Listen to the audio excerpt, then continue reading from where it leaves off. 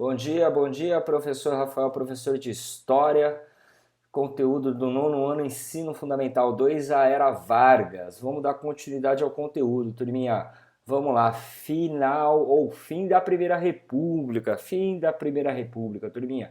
O que está acontecendo nesse Brasil? Vamos tentar recordar algumas coisas e vamos tentar entender o que está acontecendo, ok? Tá? Havendo uma grande crise política brasileira, ok? O que está se passando nesse momento no Brasil é uma grande crise política brasileira. A gente tem que tentar se lembrar das oligarquias paulistas e mineiras, tá? E elas viviam a chamada política do café com leite. E o que está acontecendo por trás dessa política do café com leite? O presidente, então paulista, o Washington Luiz, era para indicar um presidente, um futuro candidato mineiro. E o que o Washington Luiz acaba optando, junto com o Partido Paulista, indicar Júlio Prestes, um candidato paulista, turma. Isso vai gerar uma insatisfação muito grande da oligarquia mineira, ok, turma? E junto com a oligarquia mineira, ela vai se juntar com as oligarquias do Rio Grande do Sul e da Paraíba, constituindo a chamada Aliança Liberal, turminha. Aliança Liberal, tranquilo? E além disso, tá?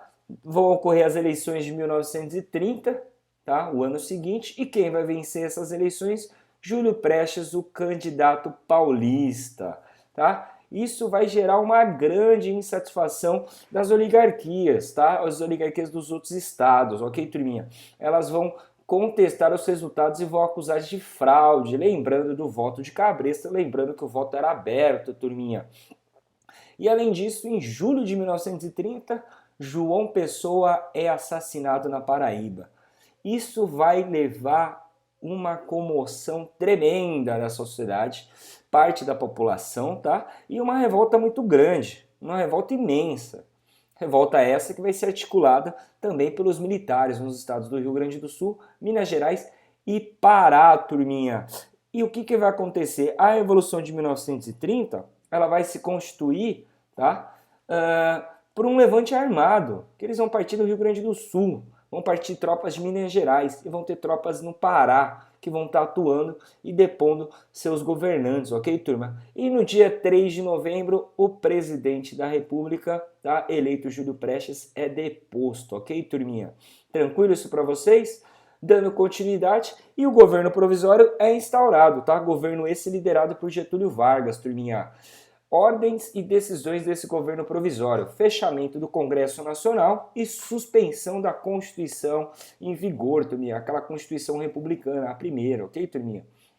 A substituição por dos governadores estaduais, tá? Aqueles governadores que eram contrários, principalmente o governo paulista, e a entrada de interventores federais, ok?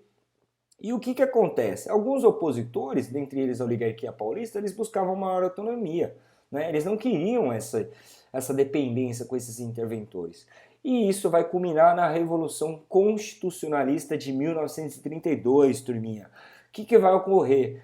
A Frente Única Paulista, tá? É uma organização política, ela vai reivindicar uma nova Constituição republicana, menos autoritária. E isso vai ter como desfecho o início das batalhas a partir do dia 9 de julho de 1932, no estado de São Paulo, turminha. Tá? Foram 3 longos meses de conflitos, tá? Muitas mortes, só que os constitucionalistas, assim chamados, conseguiram o seu objetivo, ok? A promessa da criação de uma nova Constituição, ou seja, uma nova carta, turminha. Tranquilo até aí para vocês?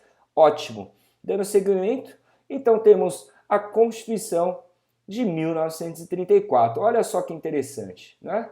Alguns anos depois, em julho de 1934, foi promulgada essa nova Constituição, turminha.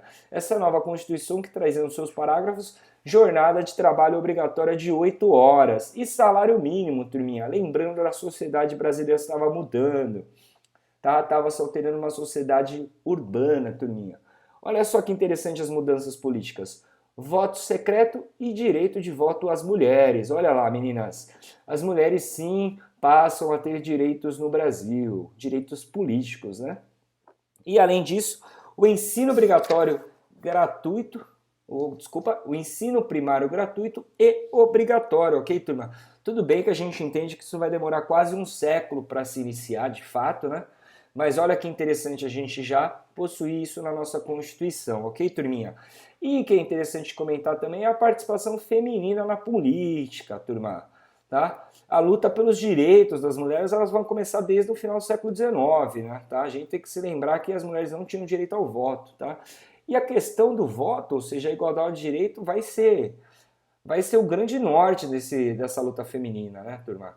E a gente tem em 1917, no Rio de Janeiro, a criação do Partido Republicano Feminino, turminha. E a gente tem um dos grandes nomes aqui, Berta Lutz, tá?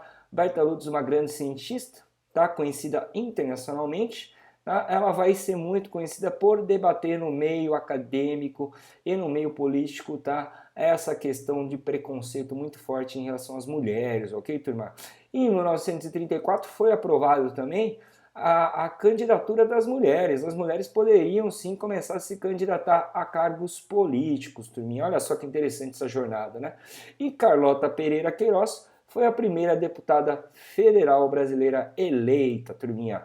Tranquilo isso para vocês?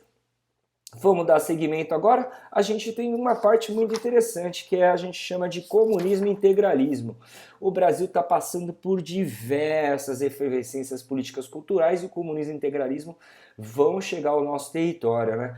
Aqui, como por exemplo, a gente tem a Ação Integralista Brasileira, fundada essa pelo jornalista Plínio Salgado, ok? Tinham fortes ideias fascistas e eram contrários à democracia, turminha. E aqui à direita a gente tem a Aliança Nacional Libertadora, aquela promovida por Luiz Carlos Prestes, turma. Lembram da coluna Prestes? Pois bem. E aí eles tinham ideias mais voltadas ao comunismo, algumas um tanto quanto extremistas, como o fim da dívida externa, né? E a nacionalização das empresas internacionais estrangeiras, ok, turminha? Tá? E temos dois grandes episódios, tá? Foram muitos marcantes para o fim desse período, tá? O primeiro vai ser conhecido como a intentona comunista, tá? Algumas regiões do Brasil. Essa é uma reportagem no Rio Grande do Norte. A cidade de Natal vai ser ocupada por um grupo, tá? Um grupo militar tido como ideais comunistas, tá? E a imagem da direita é o chamado Plano Cohen. Plano Cohen que vai ser divulgada no final, aproximadamente em 37, tá? Essa reportagem é de outubro de 1937, que está falando a respeito sobre as descobertas do Estado-Maior do Exército sobre um plano, uma tentativa de um golpe comunista do Brasil. Olha só, turminha, olha que interessante. O fantasma do comunismo está aparecendo na história brasileira e é em cima disso que Getúlio Vargas, militares e parte da sociedade brasileira organizam o maior dos seus golpes. Estado Novo. Finalmente vamos chegar ao Estado Novo, turminha. O que foi o Estado Novo? Tá? Foi um golpe de Estado. Basicamente foi um golpe de Estado, com apoio político e militar. Tá? A gente nem vai falar dos empresários, turminha. Só para a gente pensar, o que é um golpe de Estado? É a tomada do poder e a mudança desse poder. Tá? No caso, era um Estado democrático, turminha. O que iria ocorrer? Iriam ocorrer eleições no ano seguinte. E Vargas, apoiado principalmente a esse medo do comunismo no Brasil, a intentona comunista e o Plano Cohen, tá? Optam junto aos militares por barrar essas novas eleições. Consequentemente, a gente vai ter o fechamento do Congresso Nacional e a extinção dos partidos políticos, turminha. E junto com isso, a gente vai ter a elaboração de uma nova Constituição. Tá bom, turminha? Tranquilos até aí? E o que a gente vai observar? O que é interessante nesse governo do Estado Novo? A criação do Departamento de Imprensa e Propaganda, o DIP. Olha só que interessante, essa nova Constituição ela vai trazer muitos parágrafos relacionados ao controle social, turminha. Repressão, censura e muita propaganda a favor do governo, turma.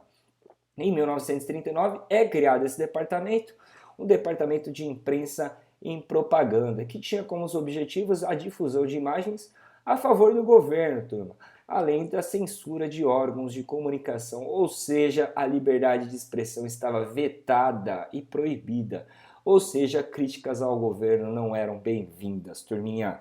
Olha só que interessante, esse é um cartaz, uma cartilha da época, né, feita pelo DIP, que mostra Getúlio Vargas, né, falando com o futuro da nação, as crianças, turminha. Olha só que interessante. Getúlio Vargas era visto por muitos como o verdadeiro pai da nação brasileira, ok, turminha? Tranquilo isso para vocês? Espero que eu tenha tirado dúvida de vocês, espero que vocês tenham entendido. Se ficou alguma dúvida, não deixem de escrever. Nos vemos na próxima. Tchau!